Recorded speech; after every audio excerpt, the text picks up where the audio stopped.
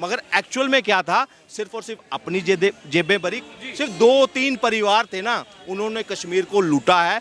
आज लोकसभा चुनाव में लोगों ने ना उनकी असलियत औकात दिखा दी। वहाँ के ये सोचते थे कश्मीर, जम्मू कश्मीर हमारे बाप की जागीर है। ये राहुल गांधी वो हैं, अभी कुछ दिन पहले संसद में ना कहते थे संविधान बचाओ, उनकी बात करते थे। उसकी कॉपी लेकर ना ऐसे दिखाते थे संविधान खतरे में है।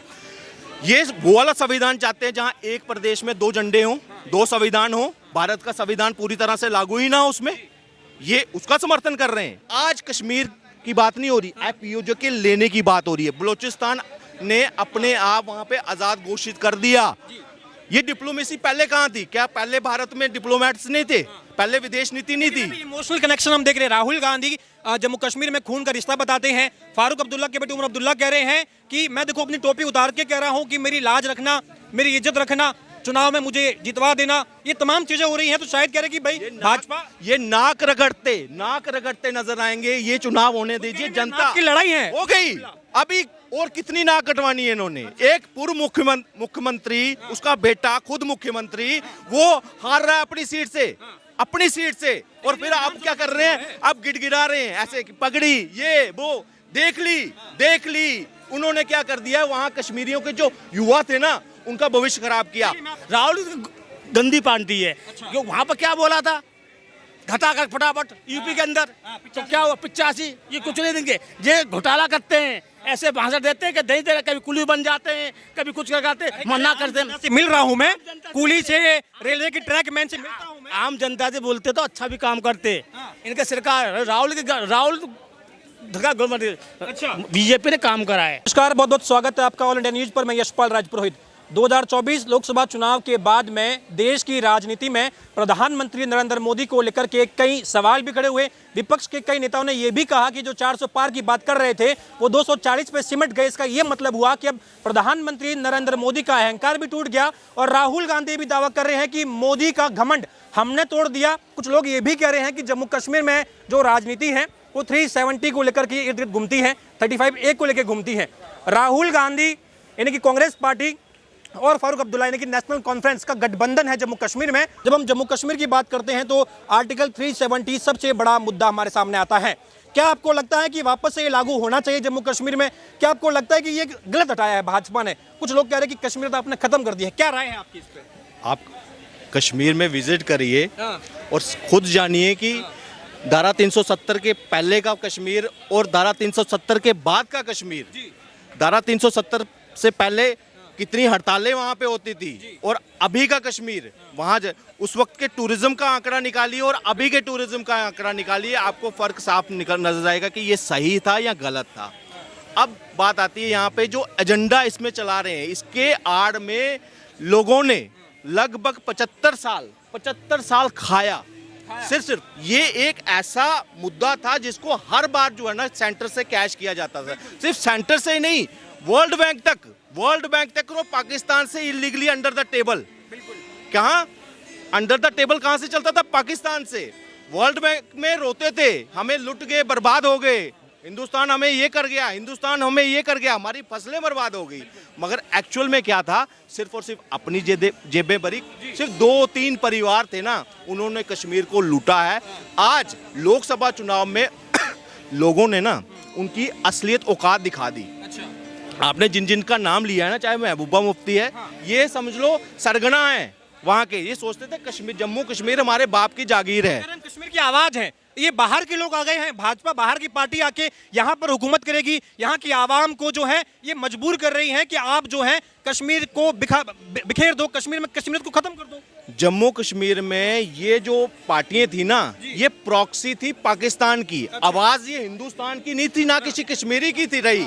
ये अलगाववाद जो हमारे देश को अलग करना चाहती थी, कश्मीर को अलग करने की सोच रखती थी, ये उनके पॉलिटिकल नुमाइंदे बनकर वहां उभरे थे हर बार। आज एक चीज बताइए, आज मिशन ऑल आउट चल रहा है सबसे ज्यादा इनकाउंटर आफ्टर धारा 370 हर साल सेना जो है इनको टोक रही है। मगर इनका अगर देखोगे ना, गवर्नमेंट अगर कोई आर्मी वाला वहाँ पे या कमांडर अगर कोई इनिशिएटिव लेता है ना, उन पे FIR करवाई जाती थी, उनके ऊपर ब्लेम लगाया जाता था। ह्यूमन राइट्स का हवाला दे देकर उनको सस्पेंड करवाने तक ये कोशिश होती थी किनकी? उमर अब्दुल्ला, महबूबा मुफ्ती और इनके परिवारों की। एक इतिहास रहा है। अगर मैं कहता हूं हम लेट हो गए, भाजपा भी लेट हो गई, नहीं तो 5 लाख कश्मीरी पंडित घर से बेघर नहीं होते। अगर केंद्र में कोई ऐसी मजबूत सरकार उस वक्त बैठी होती ना, एक पंडित डंके की चोट पर कहूँगा, मगर मैं कहूँगा देर आए दुरुस्त आए। आज जो है वहाँ की जनता, आज कश्मीर जो अलगाववाद से घिरा हुआ था ना, जो सोच रखते थे ना, आज लाल चौक में सुबह से लेकर रात के 12-1 बजे तक ट्रैवलिंग रहती है, जहाँ बंदूकों का मतलब आर्मी वो एक साए खौफ होता था कि भाई हम जा रहे हैं, पता नहीं वापस आएंगे या नहीं। नहीं, पर अभी सवाल बड़ा ये है कि लोकसभा का जो हमने देखा है प्रदर्शन हुआ है, चाहे भाजपा का हो विपक्ष का हो, अभी कह रहे हैं कि जम्मू कश्मीर के चुनाव में बीजेपी तो सुपड़ा साफ है, एनसी कांग्रेस सरकार बना रही है और 370 को वापस से लागू कर देंगे। ये होना भी चाहिए, क्या आपको लग रहा है कि होना चाहिए? बिल्कुल नहीं होना चाहिए। इसके लिए लोगों ने लड़ाई लड़ी है। और ये सिर्फ डोगरों की बात नहीं है, कई ऐसे लोग थे जो परेशान हो गए थे उस कैलेंडर से, अलगाववादियों के कैलेंडर से। ये हड़ताल का कैलेंडर इशू हुआ करता था, बिजनेस था कि हमारा सबसे मेन सोर्स ऑफ इनकम क्या है कश्मीर में? क्या है? टूरिज्म। अगर आतंकवादी हमला हो गया, चलो बंद, बम फूट गया, बंद, पता नहीं होता था कि आप कब खुलेंगी दुकानें। ये इस तरह का माहौल किन्होंने फेस किया? इन नेताओं ने फेस नहीं किया, वहाँ की आवाम ने, जो वहाँ के दुकानदार हैं, जो वहाँ जो ऊपर से उठकर जो गुज्जर बकरवाल हैं, उन्होंने फेस किया ये चीज़। आज जो है डेवलपमेंट की बात करती है, आज हर एक खित्ता, चाहे वो जम्मू है, कश्मीर है, चाहे लद्दाख है, आज इक्वल डेवलपमेंट उनको मिल रही है। तो कौन बेवकूफ़ बोलेगा कि हम वापस वो वाला पुराना? राहुल गांधी बोल रहे हैं, फारूक अब्दुल्ला बोल रहे हैं। राहुल गांधी एक मतलब कहीं ना कहीं स्पष्ट रूप से नहीं बोले हैं, लेकिन समर्थन दे रहे हैं फारूक अब्दुल्ला को।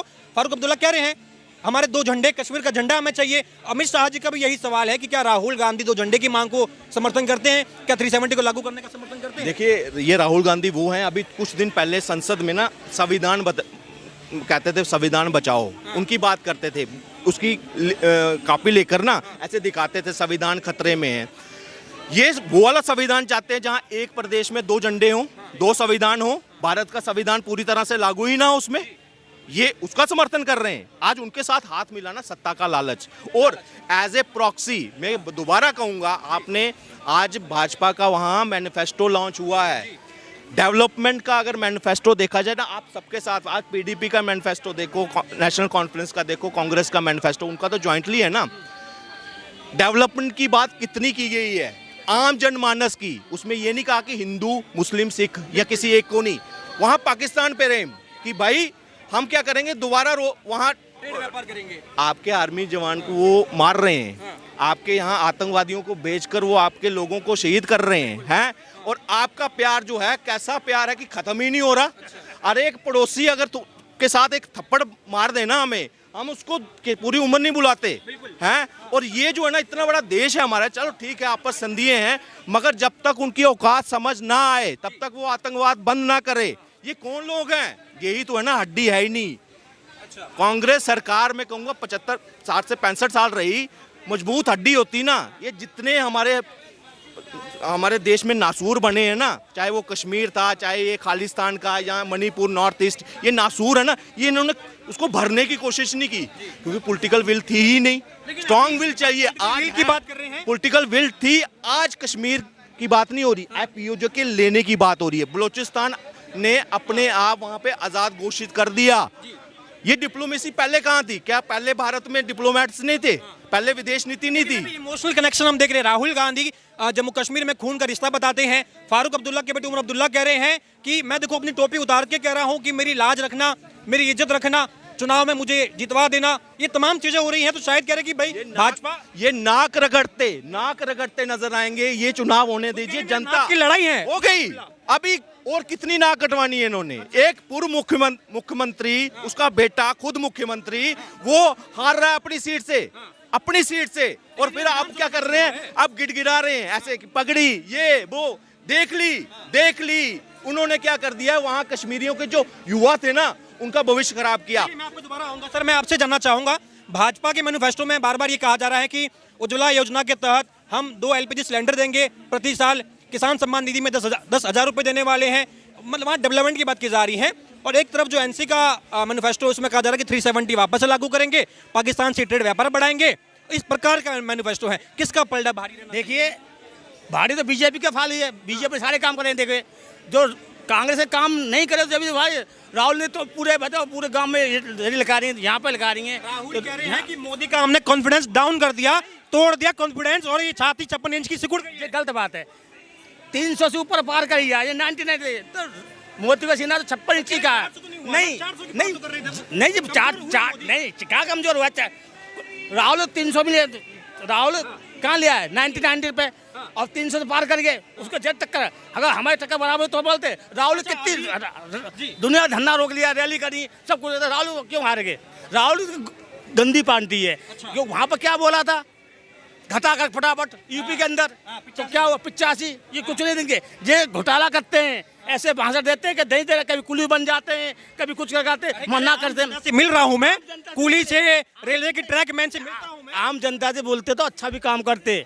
इनके सरकार राहुल धक्का बीजेपी ने काम करा है।